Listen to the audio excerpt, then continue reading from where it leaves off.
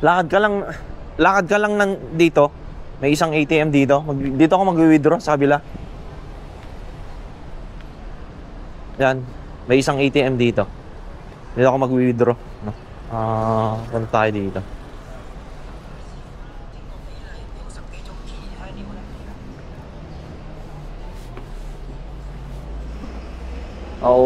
May tatlong ATM dito. Yan.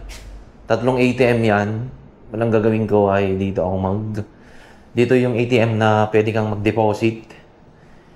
So, pwede tayong mag-withdraw lahat, no? At start na tayo, no? Ito yung ATM ko at mag-withdraw ako ng 1.5 dito. 1.5 MO fee sa aking ATM. So, pinasok ko na yung ano ko dito. Makikita mo dito. Yung ATM ko. Transaction fee process. So, makikita mo na yung PIN mo dito.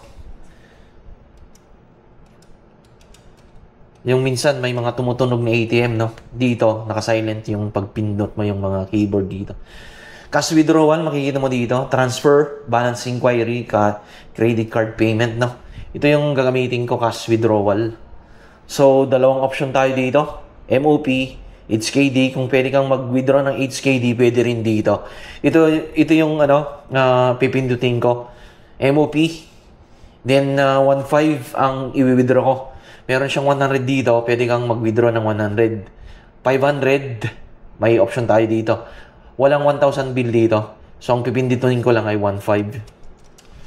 So, yan na. Natapos na natin yung amount. Enter na natin. Transaction being processed. So, automatic siyang nag-process na yung ATM dito. Losa International Banking Ltd dito.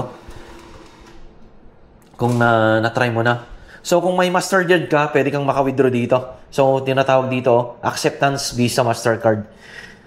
Take card muna tayo, then bago ko explain yung Visa. Ito, kuha ko na yung dito. Tapos yung pera. Naka-withdraw na tayo ng 1.5, guys.